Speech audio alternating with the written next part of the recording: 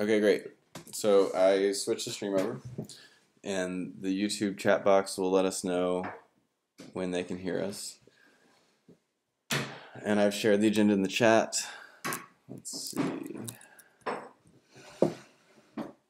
Hold it up on my end. Cool. So welcome to call number 11.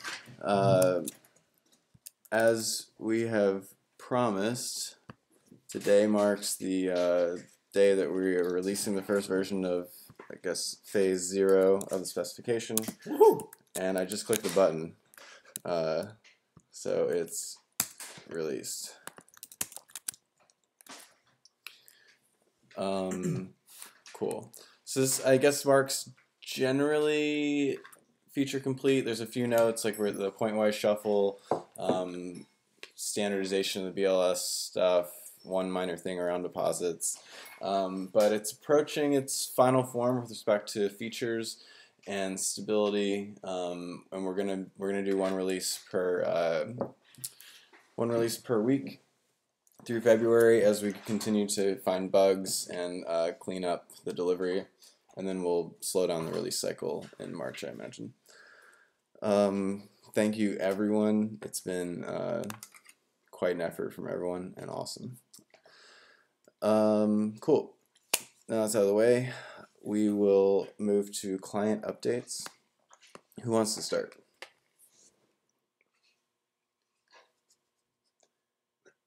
How about Lodestar?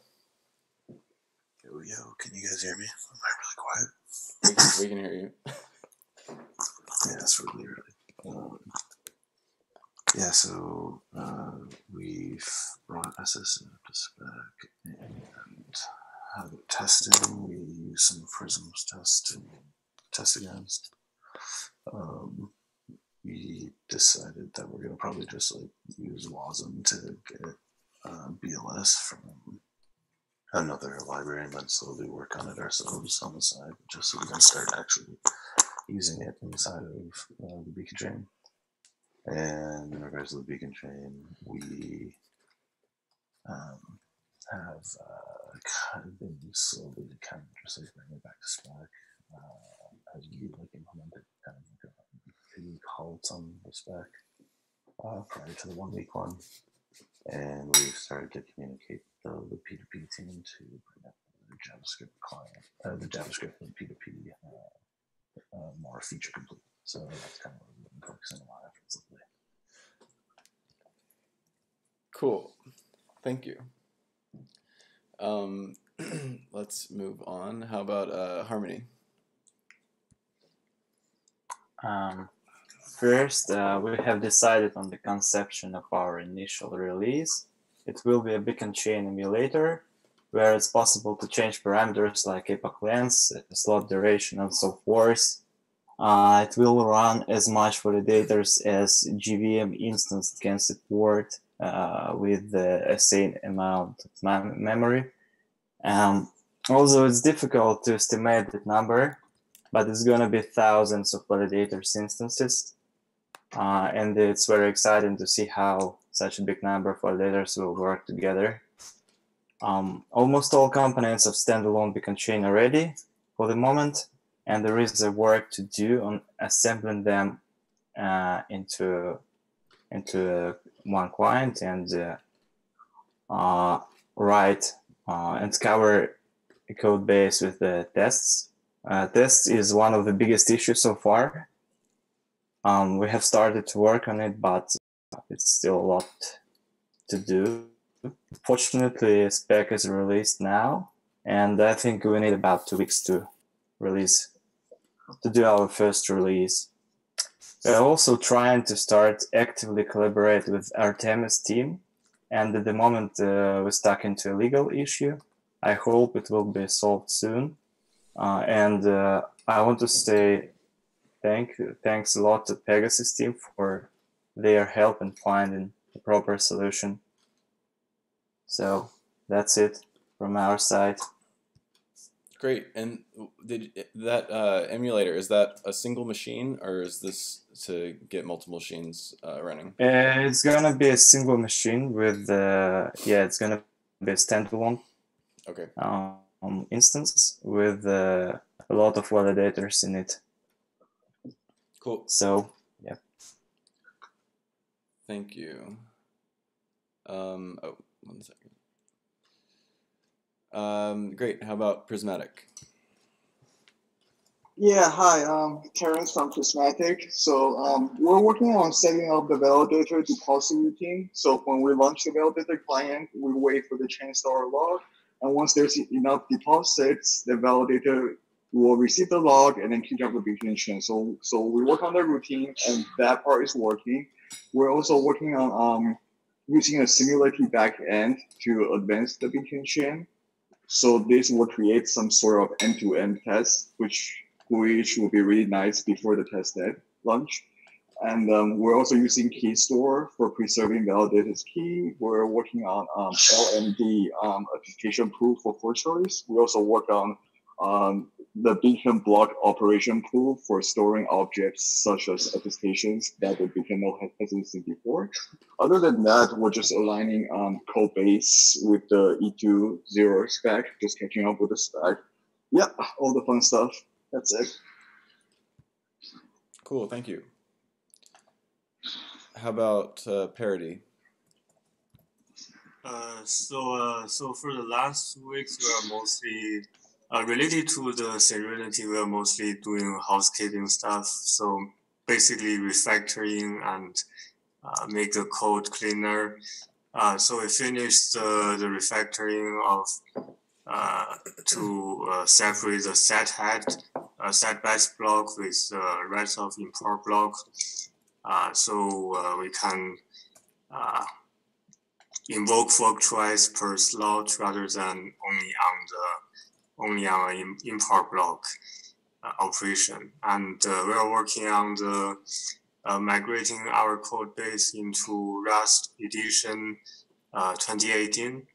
And we are also doing some refactoring for the substrate AURA engine, so we can reuse more code in the Serenity client. So that's about us. Nice. Was the refactor to get the fork choice per slot, was that a deep change, or was that relatively straightforward? It's mostly straightforward, but we had like because we had some it's mostly related to doing things atomically,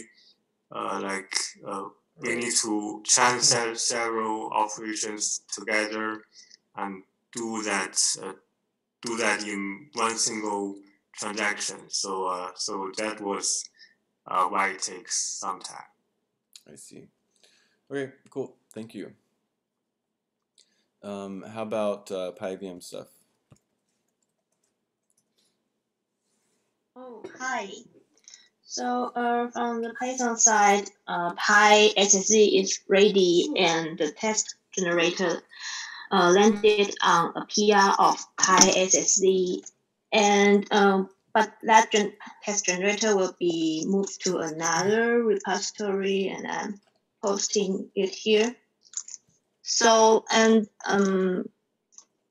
we planning that the test generated from the generator will be automatically pushed into the Eth2.0 test repository, so that the test there will be only the test data in the test report.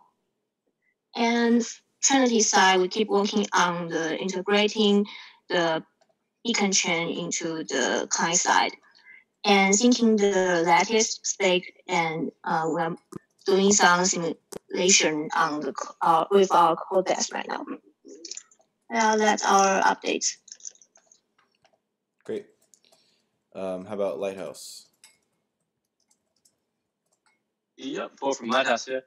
So it's been a big week for us. We got the Rust libp gossip sub PR in by Adrian. It was a lot of work. So we're waiting for review from the repository maintainers, as far as I know. We started, after that, we're going to start the syncing logic, as in plugging it in. I think we're prepared for a fallback to the Go daemon if there's some integration issues between the two, but ideally we're going to run with the Rust implementation. We have state transition and the suboptimal fork choice up to date as of last week. So that's the fork choice that's in the spec, not any of the optimized ones. We have a benchmarking framework and a testing framework that can kind of, it's a harness for a beacon chain. You can run it and run validators, and you can advance the chain. We're trying to get it now to work at scale with sort of hundreds of thousands of validators, which turns out to be a bit challenging. I'm sure we'll get there. We've got the epoch boundary state transitions are taking a few seconds at the moment. They're like super unoptimized, just basically written out from the spec. So hopefully we can parallelize those and make them a bit more efficient. We're going to start doing benchmarking for fork choice next, and try and see if we can figure out how to shrink down the epoch transition times. And we have a new developer starting in March, a new Rust developer, which is exciting. That's about it from us. Is that bottleneck on is that when you're doing massive amounts of attestation processing, or at least like towards? Yeah, it seems to be the problem at the moment. Is what's slowing us down is just dealing with a massive amount of attestations. Okay, and is that using a flat hash or that tree hash in SSZ, and is it optimized to cache? It's just using a pretty standard tree hash at the moment. So that I haven't got into figured out where the hotspots are yet. The problem is that if you use a naive algorithm, then doing an epoch transition basically requires rewriting the entire validator registry instead of just doing a few surgical Merkle branch fixes. Yeah, okay. Yeah, I've been a little bit hesitant to try and get too deep into optimization. I'm not sure if the spec is at that stage, but what are your thoughts? Like making an SSC library that allows you to kind of do pointwise modifications of arrays in log time is just really critical, and I think everyone will probably have to write the algorithm in almost the same way. Right? Yeah, okay. It's not too hard. Like all you have to do is if you have an array of n objects, then you pre-store n objects roughly on that order that are everything before them on the tree, and then if you do an update, you would just kind of wrap setters and getters that also adjust those and recalculate the new hash. And to really optimize, you can make a somewhat better way of doing n updates at the same time, but even if you don't get to that, then doing that will get you most of the benefit. And that, but you'd say hashing was processing the signatures in the attestations a bottleneck, or was this updating the state and hashing? I'm not even sure what the bottleneck is at the moment. I mean, the implementation we have is basically copied straight from the spec, which is for readability, not for efficiency. So probably just try and reduce the amount of iterations we do, and then also focus on making SSZ more efficient. Okay. Cool. How about ETH? So I'm currently working on re-implementing the entire spec because I was following the commits quite closely and I missed a few, and now it's easier to just re-implement everything in Swift. And then once I'm done with that, I think we're going to continue simple serialize and then start looking into how best to do libp2p stuff in Swift. If we should port the, if we should use the Go library there or consider something else. Cool. How about Pegasus? Hey, Go? Yeah, sure. Yeah, sorry. We weren't sure if we were going to make it this morning. So we're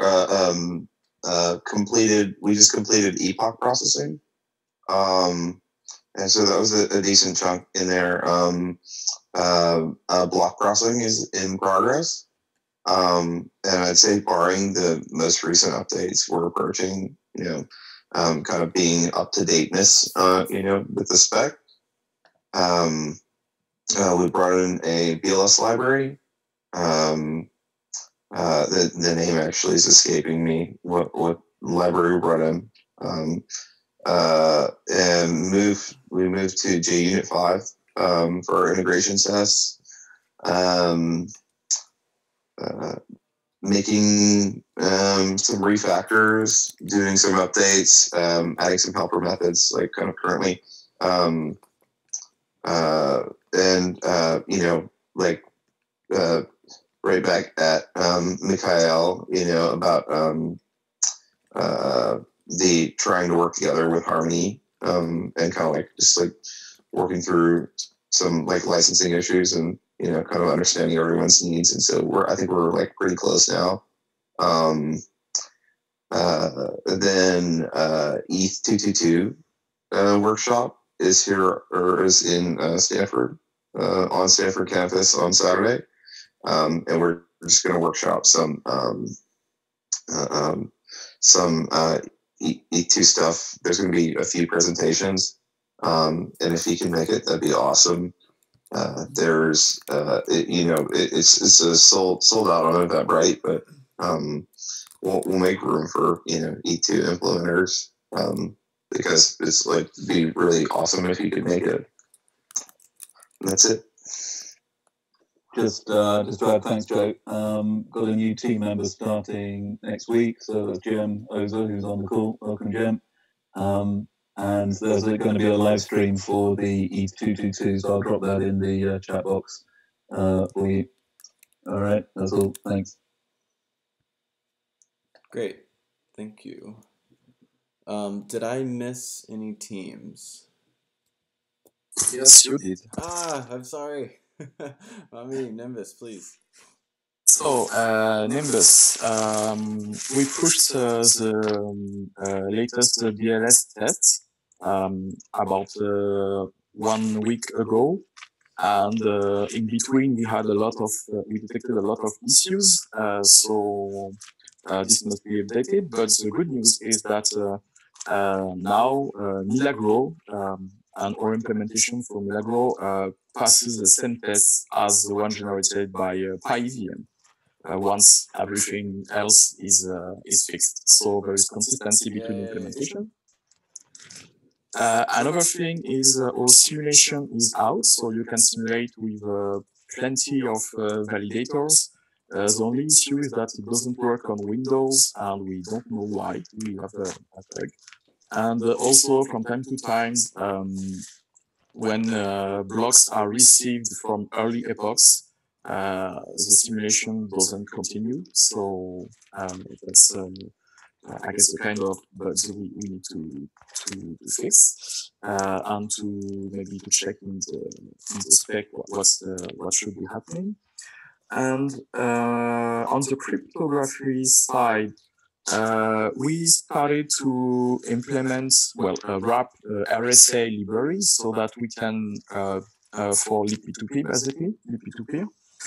And we realized that we may have an issue on DLS on 32-bit platforms. We don't know if it's Milagro or something else, but 64-bit is working perfectly, but 32 doesn't work.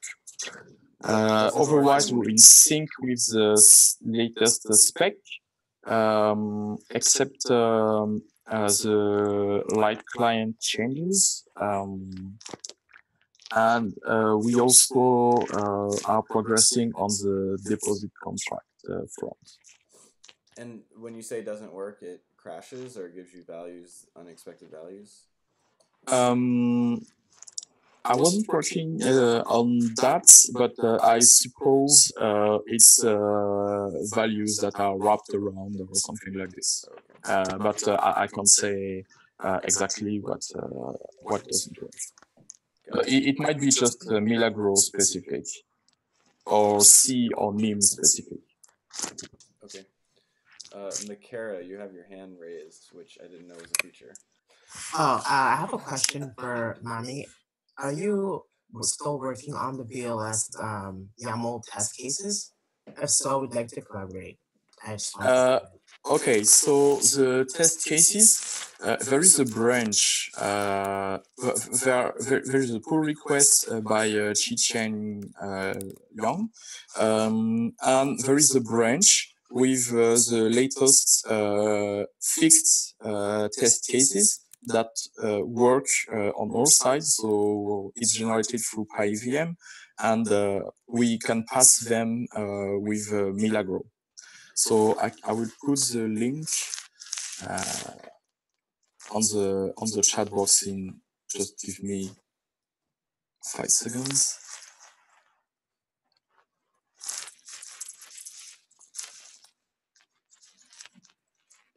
Pull request 13. Yeah, but I don't know if you updated with the latest bug fixes. Because there is one in PyECC optimized BLS. And there were yeah, sorry, yeah. Update it soon. And about testing, the main issue I have is that the verification test takes a very long time to generate. So we probably need to only create a subset. Like when I say very long time, I killed the job after 5 or 10 minutes. Right, okay. Great, thank you. Did I miss anyone this time? Cool. Before we move on to research updates, I just want to give Grigori a chance to introduce himself. Here's Grigori. Thank you, Danny. I am Grigori Roșu. I am a professor at the University of Illinois at Urbana-Champaign, and also I founded a company called Runtime Verification. And one of the things that we've done for the Ethereum is formal semantics of the Ethereum virtual machine, EVM, in the K framework, which can be used to generate an implementation, but not only that, you can also generate different tools that can analyze smart contracts at the bytecode level. As a matter of fact, we do offer this service in our company right now to verify smart contracts. And actually, I was curious to know whether the PyEVM, how does PyEVM compare in terms of performance to the C++ implementation of EVM? I can tell you upfront that our KEVM is about an order of magnitude slower on the performance test.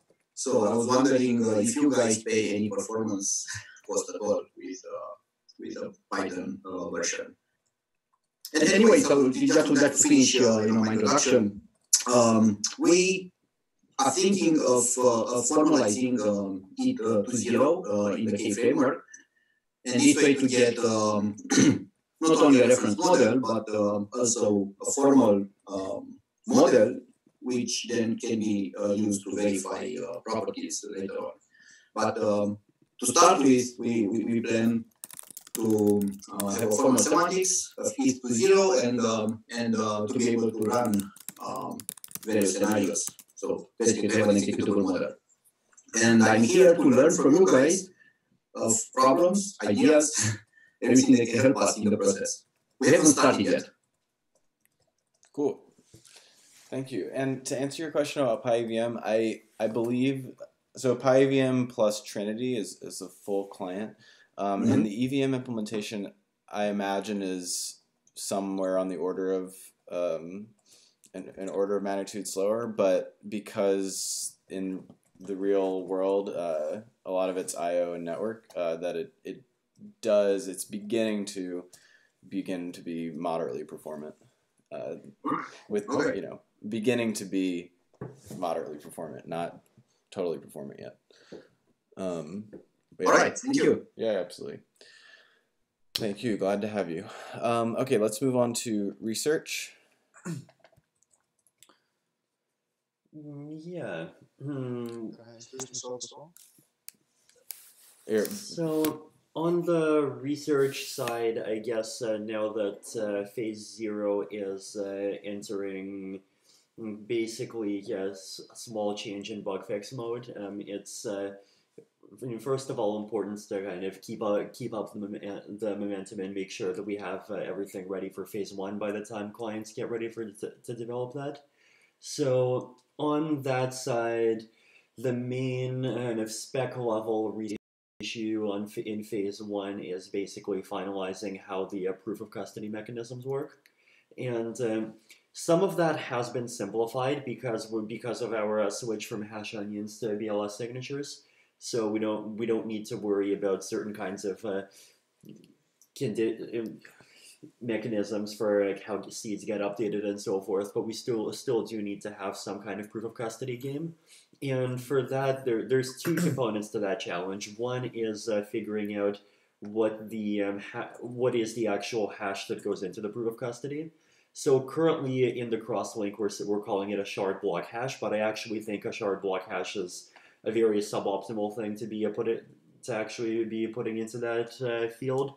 So I have some proposals in issue number 529 for basically having a Merkle tree of all of the data containing block headers and block bodies. And I talk about how some of the advantages there, which basically let us have slashing conditions or fraud-proof conditions to verify correctness of an entire chain of blocks in a crosslink, to verify so that clients don't need to worry about the shard chains if they don't need to, and stick to the beacon chain, along with some other benefits. And it's also nicer for erasure coding, which I haven't specified here, but I'll probably try to specify soon. So that's one part, and then the other part is actually figuring out the proof of custody game.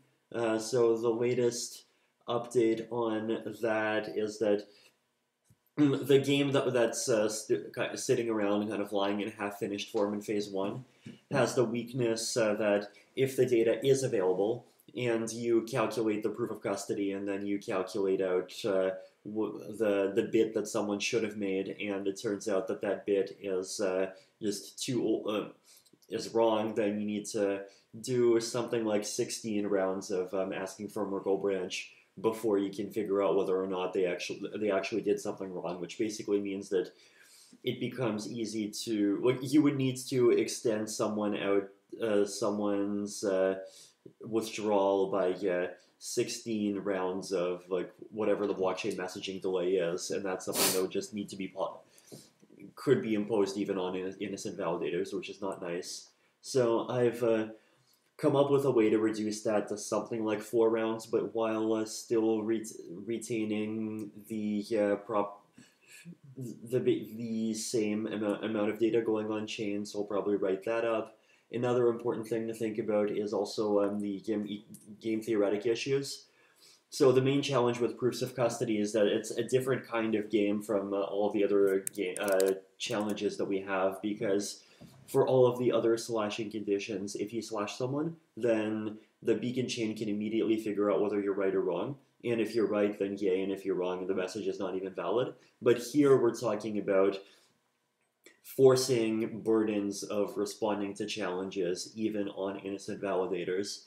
And we're also talking about the possibility of denial of service attacks around that, the possibility of denial of service attacks around malicious validators making kind of fake and answerable proofs of custody for themselves, or proof of custody challenges for themselves, and trying to kind of push out challenges made by someone that actually knows that they're being malicious, along with some other issues. So actually kind of figuring out the economics and specifying that and making sure that that's robust as like one challenge.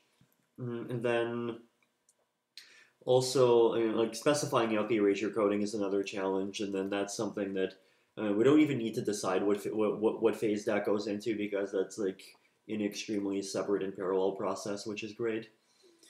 In phase 2, so phase 1, the research challenges are actually, spec-wise, are actually relatively small. Phase 1 is like mainly, I would say, a peer-to-peer network engineering challenge, and which is realistically a peer-to-peer engineering challenge of like pretty unprecedented scale because there just haven't been sharded blockchains yet, and in general, like there has never before in human history been a decentralized sharded system that attempts to guarantee 100% availability of everything that gets published onto it. So it's sort of important not to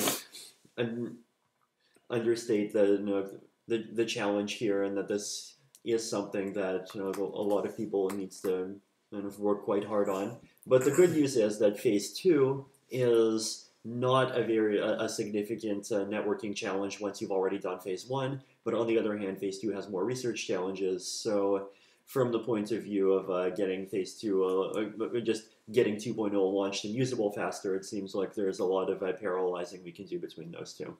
And as far as like what actually phase 2 contains, I'm probably going to write up a doc at some point about like basically what concretely needs to be figured out, what has been figured out, what needs to be specified more. It's probably still too early to actually start writing a spec because there's still room for kind of idea refinement and like choosing ideas between multiple proposals. So the main things there would include account abstraction, how the account model works, how the rent model works, and how hibernation and waking work, and a bunch of details around WASM. But the components, I think, are basically figured out. We just need to determine whether or not we're satisfied with it, whether or not we want more, whether or not also talk a lot with the WASM team and see what they think on a lot of these things, and keep going from there. Yeah. On 2.2, we'll have a math workshop, and we'll talk about some of the other shorter-term research challenges that we have as well. Ooh, another one is also continuing to do stuff around CBC, and the getting a reasonably kind of simple and reasonably good number theoretic shuffle kind of figured out and spec'd and approved and implemented. Yeah, I would agree with Vitalik that from a research perspective, phase 0 and 1 are very much under control, and we have lots of time for phase 2 in terms of research. So I'm not going to spend too much time on the phase 2 research in the short term. Try and focus on getting the phase 0 spec finalized as soon as possible. Try to find the remaining bugs. I still think there's quite a few non-trivial bugs that are lurking around. Find simplifications that will make everyone's lives easier and the spec cleaner. Specific things that I've been thinking a little bit for phase 0.1 is trying to standardize the BLS 12.381 curve across multiple blockchains. So I've approached the blockchains I knew were interested in BLS 12.381, which includes Zcash and Chia. And I learned during yesterday, basically during the conference, that Dfinity and Filecoin are also interested in that curve. And it sounds like people are interested in standardization. So standardization specifically includes hash to G1, hash to G2, includes serialization, it includes generators. So I think that's a nice effort to try and so that will likely mean that we would make changes to the current, relatively minor changes to the currently specified Actually, one details. question. Given that Zcash is already live with BLS 12.381, Yes. they have the least optionality, so if their thing is sane, is it the optimum to just accept it? Yes. But it's possible that they haven't specified all the hash functions, for example. Okay, you should definitely talk and ask and see what they've done. For sure, yeah. I'm also in touch with Algorand people. And they want to use that curve?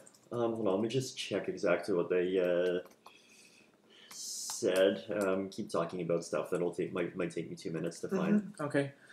The other thing is we haven't really specified right now the networking topology for phase 0, especially when it comes to how we would handle the aggregation for attestations.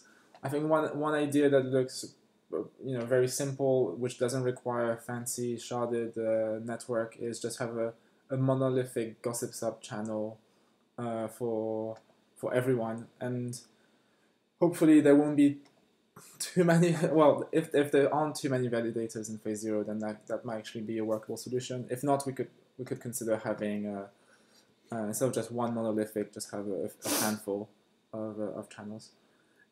Another thing that we are considering, or at least looking into in phase 0, and that's partly feedback from the AMA, is looking into ways to try and make beacon ETH, as it's called, somewhat more transferable or sellable or marketable or fungible.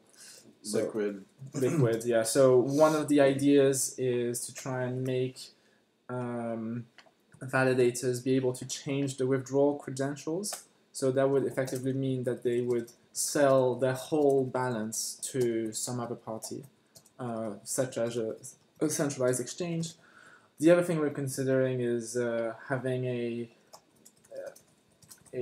mechanism to transfer more granular amounts of beacon ETH to other validator addresses.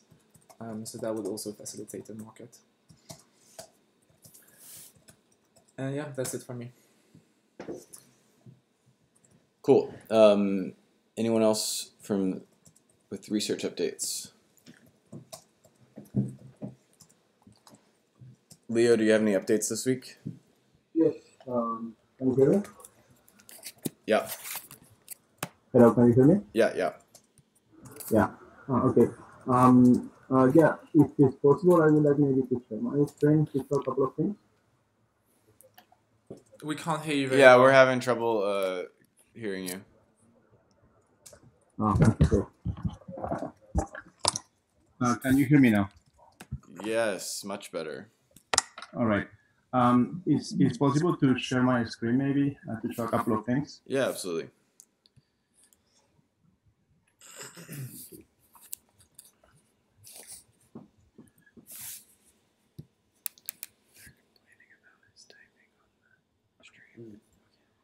But I'm just writing the email to introduce the Algorand value, the RT and the BLS Okay. stuff. Let me know if you can see it. You type right there, though. Yes. Yes, perfect. Okay, good. Yeah, so I just wanted to show a couple of new things that I have implemented into the simulator from the last time we talked. So this is what you see on the top part of the screen is the results that are produced by one of the simulations. And on the bottom, basically, you see the statistics of the Ethereum network. And I just wanted to compare more or less a couple of things with one of the simulations that I have done this morning. So this simulation in particular, it simulates 256 nodes in the peer-to-peer network. So it's a small simulation yet. It still is quite, it's becoming a little bit hard to visualize when you increment the number of nodes. So this is something I have to work on. What you see here is the peer-to-peer network. For those that were not in the call last time, the colors mean the number of peers. So green colors mean nodes with many peers. And if you see on the sides, you have dark colors, meaning nodes that have a few number of peers. So the minimum number of peers for this particular simulation is 4. Okay, you can see this one. So here are all the nodes from 0 to 264. No, yeah, and 256. Sorry. And then you see on the y-axis the number of peers. You see that they vary from 4 to about 14, and the average number of peers for each node is about 8, more or less. Okay. Now I don't know if this is representative of the real network, but we can. This is something that we can change. This is something that we can change in the configuration for the simulation. I can simulate with 2 peers or with 20 peers as much as we want. And this is something that we can definitely change and do different experiments on this. Another thing that I have added is to change the number of messages that are sent at every broadcast. So for example, if you have, even if you have 14 peers, I can limit the number of messages in a broadcast to, let's say, 10. And then when you receive a new block, for example, you will broadcast this information to only 10 nodes among the 14 you have. And of course, if you have less, well, then you would transmit to all of those. Now, I have played with this parameter a couple of times, and I have set this parameter quite low. And I have noticed that when I do that, I manage to create partitions in the network, meaning there are parts of the network that get isolated. In some extremes, there is a node in the network that doesn't receive any information from the whole entire network. Okay. So that is one thing. Also, the simulation produces statistics about the time to produce a block. Okay. So in the x-axis you see the block number, and this is a simulation that was about 4,000 seconds, which is a little bit more than 1 hour. Okay. And the whole simulation ran in about 40 seconds. Okay. And then here you see the time to produce the block, which you can compare relatively with this figure that you see in the stats of the Ethereum network.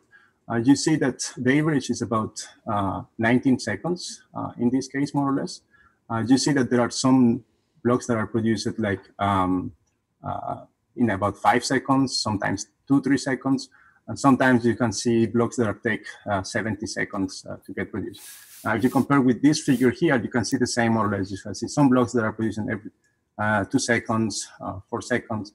And then you see others that take 79 seconds to be produced.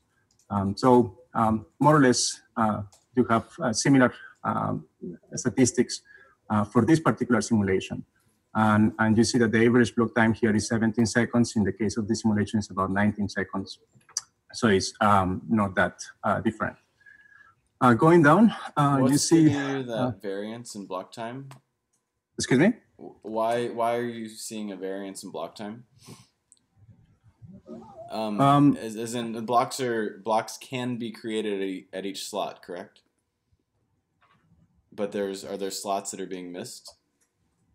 No. So the thing is that I use a kind of for mining, I use a random function.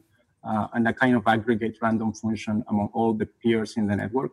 And so sometimes, none of them find the solution.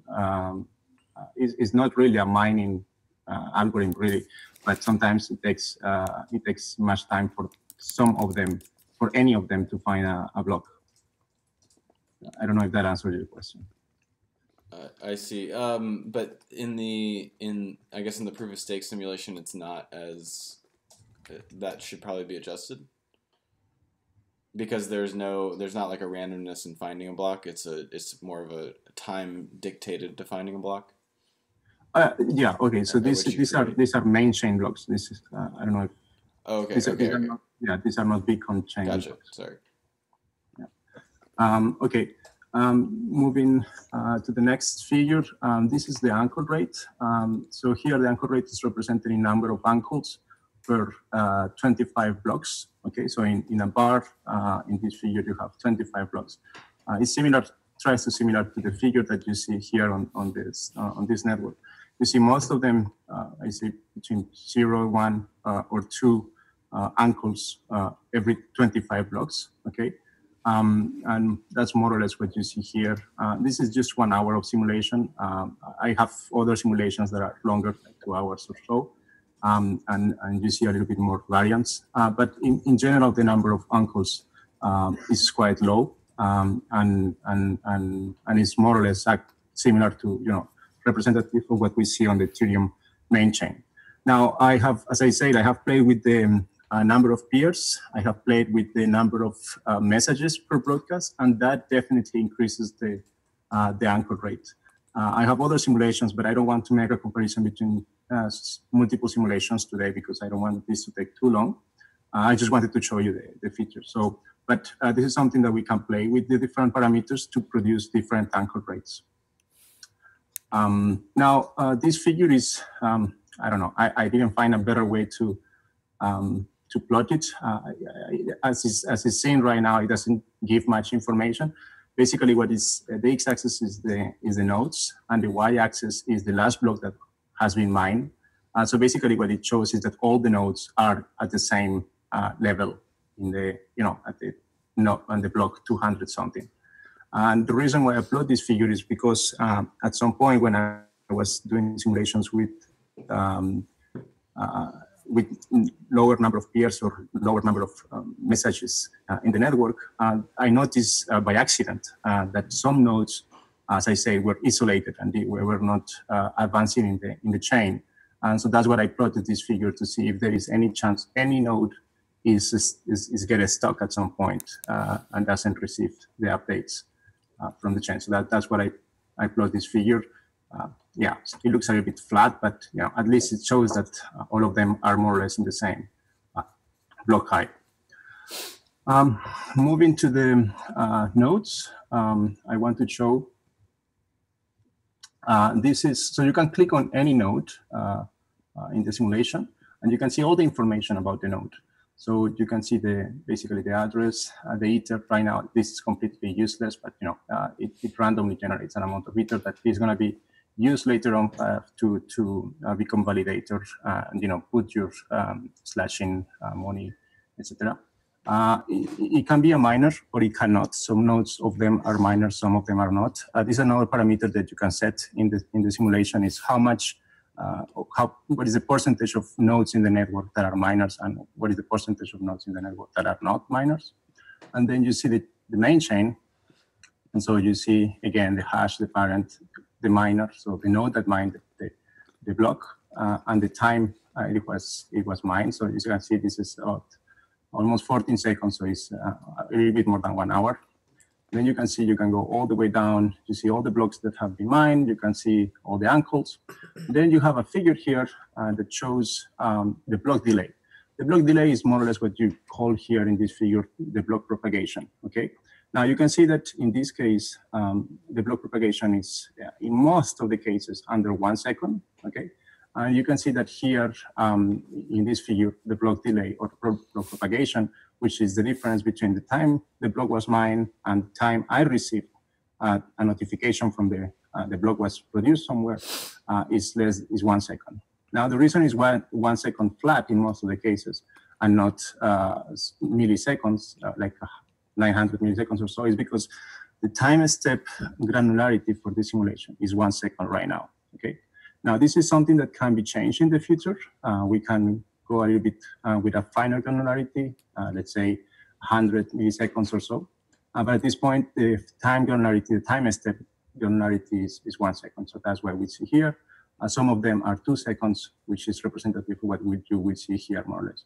Sometimes up to 4 seconds, the small blocks that you see here. Okay. Now, there is another figure also that shows the messages that are transmitted at every single time step. So in red is the messages that I send, and in blue is the messages I receive. Okay, you will see that most of the times I send messages, I send 7 messages per time step. Now the reason for that, and this is not for all nodes, but this is just for this particular node, is because I have 1, 2, 3, 4, 5, 6, 7 peers. So every time I receive information, I broadcast this information. And so this is where you see this, this pattern here. Sometimes I receive multiple blocks at the same time. So this is an anchor block. And so I send two messages per peer. And so that's where you see 14 messages sent at the same time. And in the blue, you see how many messages I receive per time step. Now, this is just to have an information about how is the network behaving. There are some cases where you can see here is like there is a lot of significantly amount of time that elapsed without any message being sent or received. This is, for example, one of those blocks that took maybe 1 minute or so to being produced. Okay. And I can click on any of my peers and I will see, again, all the information about the uncles, the blocks, again, the block propagation, the messages transmitted. So you can see in this case, I don't have 7 messages per time step, but 8 messages. And if you count the peers, you have 1, 2, 3, 4, 5, 6, 7, 8. So 8 peers, that's what you see this, okay? Now, one last thing that you can also look in the simulation here is the log. For each one of the nodes, you can look at a very detailed log that shows exactly every single message that was sent or received during the entire simulation. Okay, you see here is a new block at 20 seconds after the start of the simulation. The source is node 193, and so on and so on. And you can see pretty much detailed information of everything that the node has seen or received or sent during the simulation. And this you can see for absolutely any node. So you can click on any node and you can see a very detailed log. This is great for debugging, as you can imagine. And it gives us quite an amount of information. And this can be used also for post-processing to get more statistics about the stuff. Right. Okay. There are a couple of more stuff, but yeah, I don't want to take longer. Let's move on. Thank you. I have a couple questions. So right now you're simulating the proof of work network, correct? Yeah, I'm not showing yet the beacon chain. I do have simulations with the beacon chain, but I don't join that right now. Right. So is the intention? So you do have beacon chain simulations as well? Yes. Yes. Oh, cool. Yes. But I'm not releasing that yet because it's not production ready. Cool. Cool. Okay. Yep. Thank you. Does anyone have any questions for Leo before we move on? Cool. Okay. Thank you. Does the Pegasus research team have any updates for us today? I don't think anyone is present. They're just preparing to give the aggregation at scale talk at the SBC tomorrow. So they did do some very large simulations on Amazon using, I can't remember, 50,000 nodes, something like that. But there'll be more in the talk tomorrow. That's all. Right, and that will be live streamed. I believe it'll be recorded too, but I know it's live streamed. I don't think there's a live stream from SBC, but correct me if I'm wrong. It would make me happy if there were. They are live streaming from SBC. Like all the talks are being live streamed.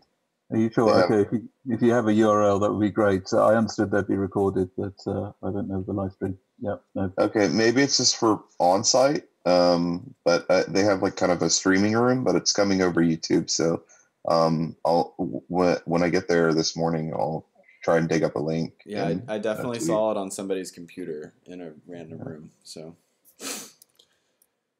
cool. Okay, any other research updates before we move on?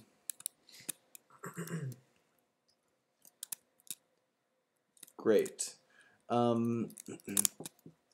Real quick, Diederik, I'm not sure if I got that right, wants to give an intro. Right, so yeah, I was expecting to be introduced after Gregory. But well, you may know me from the schematic, the chart or the diagram of the beacon chain spec. Oh, cool, yeah. Yeah, so I worked on that earlier this week. And you may also know me from Eth Singapore, if you remember me. And I worked on a sharding client there, just a hack. And then after the holidays, I continued to work on it. And now I've like the life cycle down. I've implemented LNB Ghost and some state machine. But I haven't implemented all the rules. So I wanted to really like look more into the spec. And then I thought, well, let's share it. Let's make a nice graphic. Great. Well, thank you. Glad to have you. And I have not done a detailed review of that seemingly incredible document, but I'm planning on taking a look at it the next few days. Well, and also, like, I'm working on my own on this hobby client. But if anyone is looking for a team member for like their Eth2.0 group, I'd like to like talk and see if it can help. I'm still studying. If you can have like 1 year off and work full time on Eth2.0, it would be very cool. Cool. Thank you. That's Okay, the next item on the agenda is a brief discussion on the number theoretic shuffling. Somebody asked to a briefing on the one or two best candidates at this point. Sure. So probably we just get the issue for number theoretic shuffle again, just so everyone can follow along. Number theoretic shuffle. Number 323. Yeah. So the current shuffle is the Fisher-Yates shuffle, which is like basically provably secure, but it takes O of n time to compute, and there's no way to compute the value at any position in O of 1 time, which is like not nice if you want to just know whether or not you're the proposer or just want to know some particular committee. So the the three alternatives to this, one of them is this number theoretic shuffle, which is just listed in number 323, which just uses the kind of x to x cubed plus k permutation, where you have random k values that get selected based off of the hash that comes through the seed. The second is there was the Feistel shuffle that was like a bit later. And the third is that we reached out to Stanford academics, and they told us about some provably optimal design.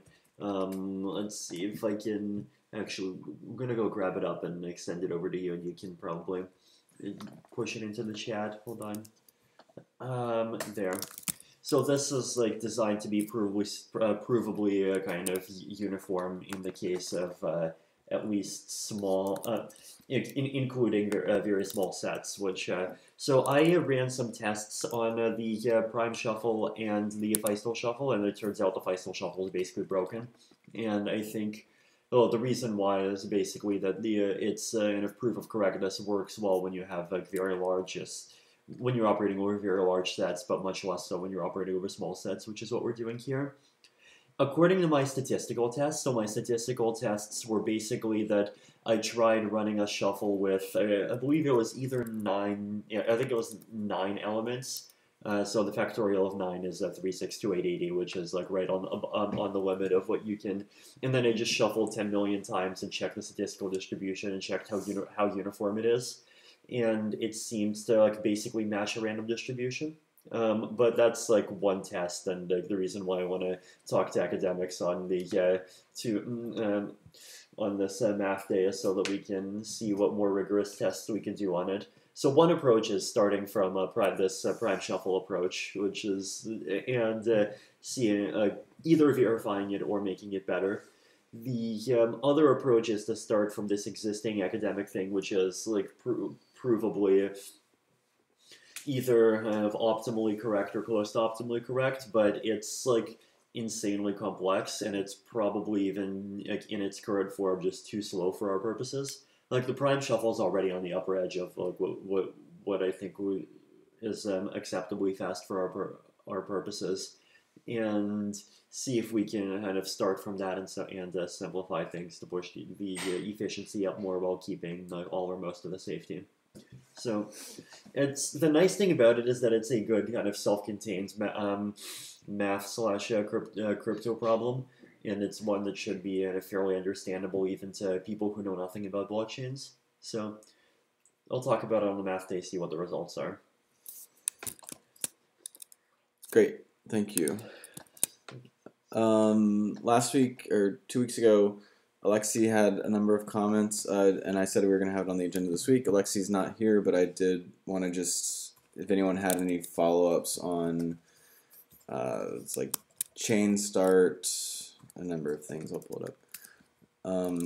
I think did we up the minimum threshold for the chain start? We talked about it. Not sure. Okay. One. Actually, no. Remember we talked about it, and I don't remember I think we were undecided, but basically Alexei's concern was that you could have a kind of majority takeover attack happen with 500k ether, because there's totally cartels that have that amount. But if we up it from 500k to 2 mil before the chain starts, then like that mitigates it. without requiring like any particularly fancy technology. And I mean, delaying it to 2 mil might even be a healthy thing, because if we can't get 2 mil people to sign up, then that means that we need to change the terms of what we're building anyway. Mm-hmm. Right. So cool. Continue that discussion over time. Any other comments on chain start stuff?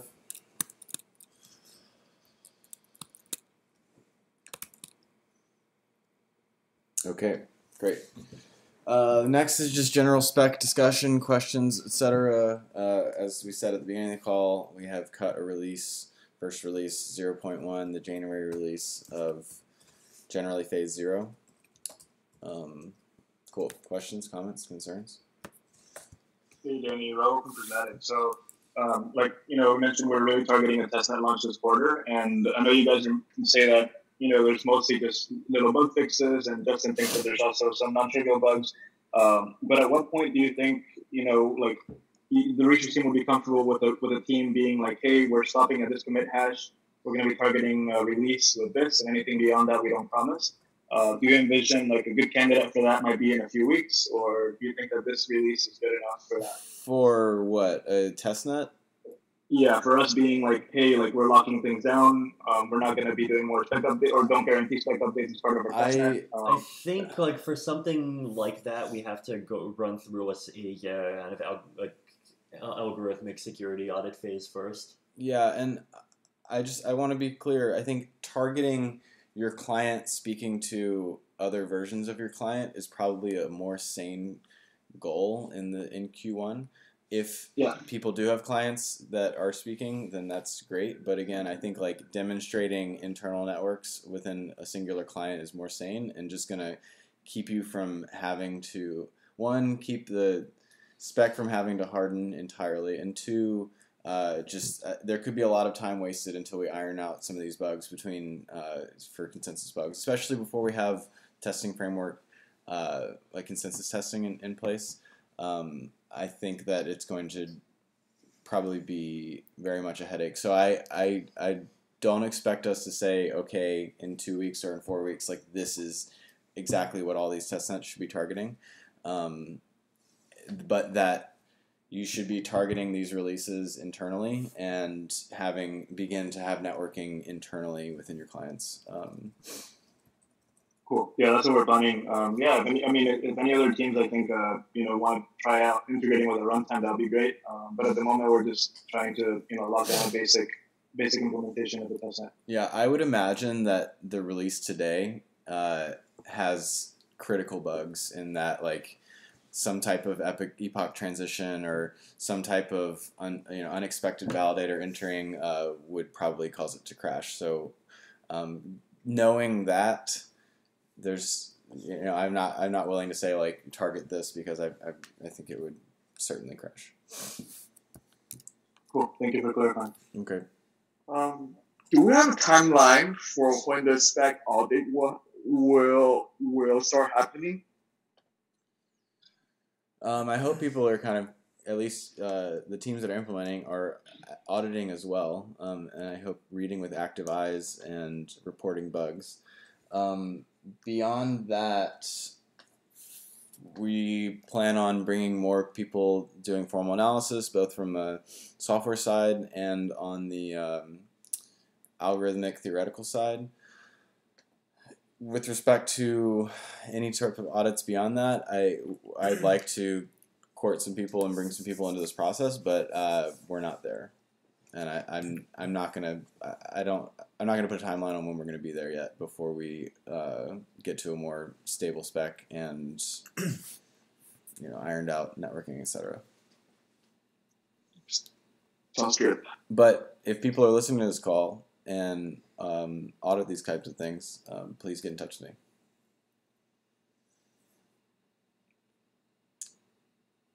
Cool. Anything else? I have a question for Justin, if he's still around. Yep.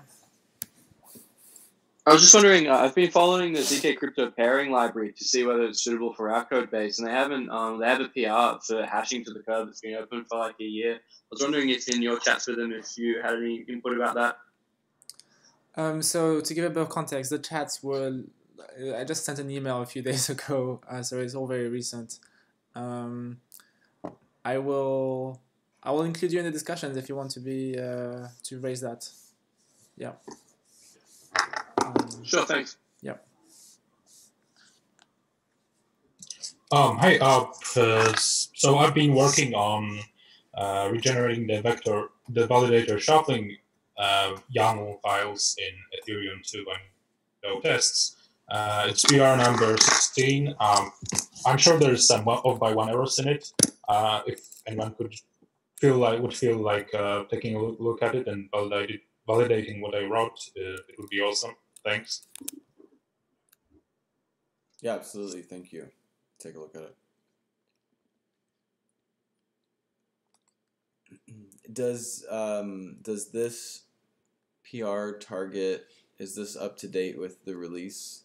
I think we should probably get any test vectors and test generators coming in should target this release, so that we can begin to kind of sanely organize that in the testing repo.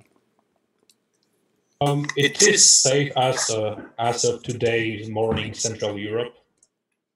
Cool. Yeah. I don't think we changed anything this morning that affected shuffling. All right. Cool. Thank you.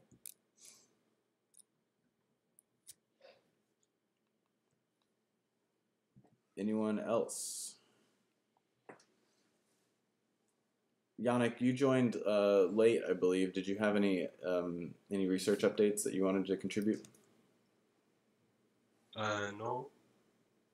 Cool. Thanks. Thanks.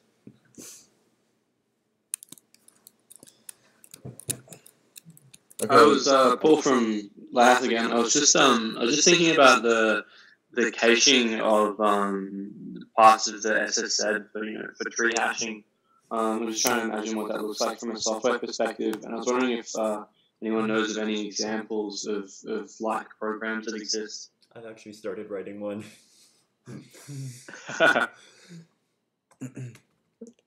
Well, I'll find it and have a look at it. Mm-hmm.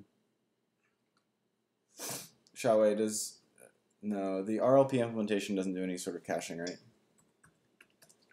Yeah, not yet. Okay. I can't really think of any other like existing software domains that have something like that. Maybe someone else can think of something. I mean, it's a bit like a Merkle tree, right? Right. How about Git? Sorry, what? Git, yeah. Git. I don't know how the internals of Git work. Yeah, Git's a good one. Yeah. Well, they're big on Merkle tags. It's basically a direct acyclic graph, but I don't really know how caching works in Git. Well, my intuition is that they do this at scale, so it has to do something in order to keep performance at bay. Right. Could be a good rabbit hole. Yeah. If you hear typing, that's Vitalik working on this implementation. Yes. Exactly, yes. Just wait an hour or so. Well, it might take a bit longer.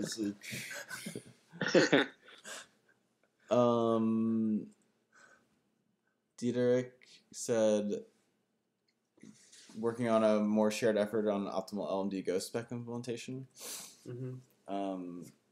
rather than just suggesting optimizations. Is that what you're saying? Well, there's like a few, most clients still implement the spec implementation, and this is one that's sort of naive, although it is quite readable. I was thinking like there's a few ways to optimize, and I'm not thinking about the way Vitalik proposed in his research post, because that's more like, oh, we can memoize, you can do fast staffing. There's a few other optimizations. You can also just approach it differently. See, well, we process this LMD ghost rule, every block process around, right? So if you have this processing going on at every block anyway, you can just modify a state for this one block you remove and this one block you add, or like the previous attestation that's get lost, new attestation that is added. So all you have to do really is change the votes in a sort of like a deck. But you can do this in an optimal way and just go from your added block back to the initial source of the tree or the deck, and then go back to walk the path that you walked to the most optimal or the most voted target.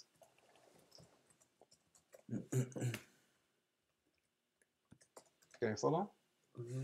Right. So you're saying just keep the entire DAG in keep the votes in memory, don't recalculate them every time. And then you can just do linear programming really. So you just store for every hash of every block a number, and the best child and the best future or far child, that's like the target block. And then every time you add a block, you basically modify this DAG to add it. You propagate the vote back to the source of the tree. And then when you want to go find the best rule, you basically walk from the source of the tree. You find the first block that has, or the first node that has this far child, and then you get the most optimal the target block immediately. The only problem is when you change your vote, or when a new validator attests a second block, a later block, then he needs to remove his vote, or the vote needs to be removed from the previous attested target.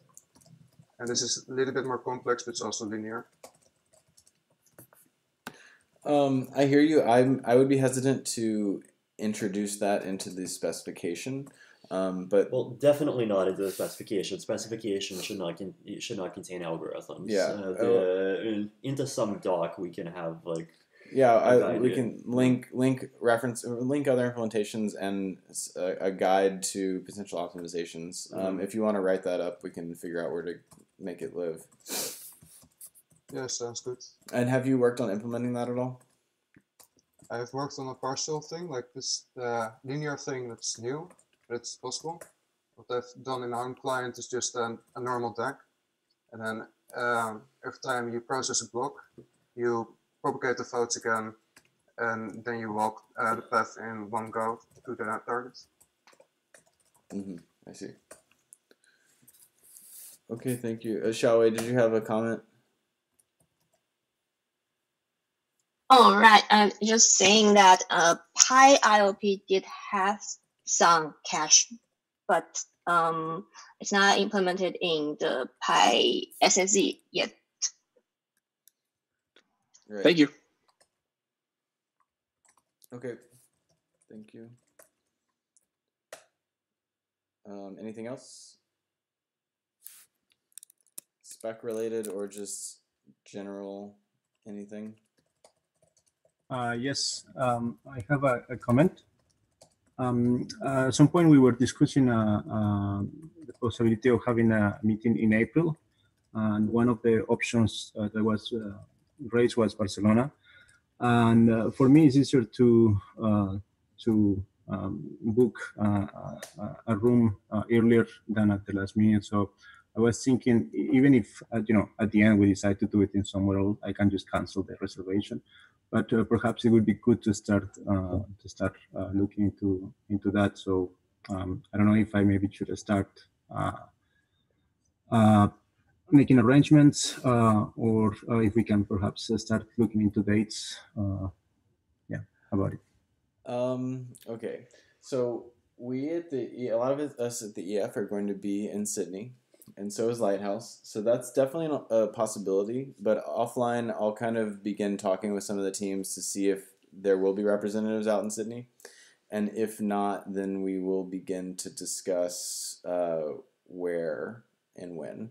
If I don't have any sort of date, so I couldn't recommend any when you would pre-book a hotel, but Yeah, and I'd recommend not pre-booking yet. Yeah.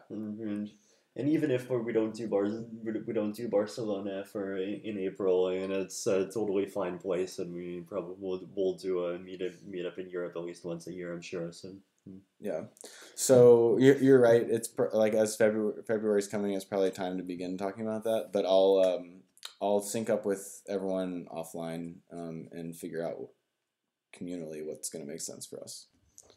Okay. Okay, thank you. On the topic of meetings, most of the Nimbus team will be in Brussels for this weekend for the FOSDEM and also the week next week. And there is Eth2.0 in Paris at the start of March. And I guess many people from the Ethereum community will. You muted, but yeah, I believe there will be some amount of people from a bunch of teams at those, and also at ETH Denver as well. So I expect a number of kind of informal gatherings, and then we'll again try to do something more official in April.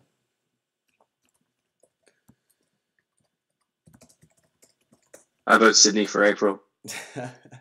I do too, because I'm going to be out there, but we'll see. Ben, did I see you unmute? Did you have something? Yeah, same question, just to get some clarity on whether we might meet up. I need to decide whether to go to EdCon or not. If we're going to meet in Australia, then I'll go. If not, then I won't. Okay. Well, maybe I'll just strong arm everyone. Okay, cool. Anything else before we close the meeting?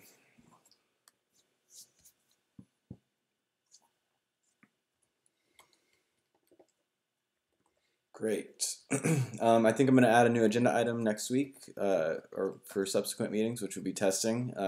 There's enough work going on there that we should do a sanctioned little update. Beyond that, I think 2 weeks from now makes sense, but I need to look at my calendar and make sure there's nothing conflicting. I'll let y'all know in the chat. As always, hit us up in the getter, make issues as you find bugs. There are bugs. Read and implement with active eyes, please.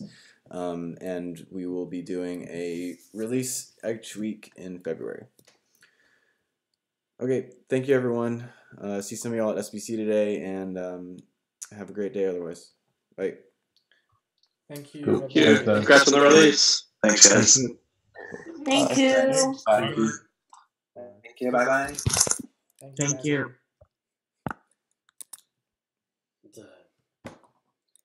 I just remembered why I despise little endian. Why? Because like inside of any like binary, either just like binary string representation.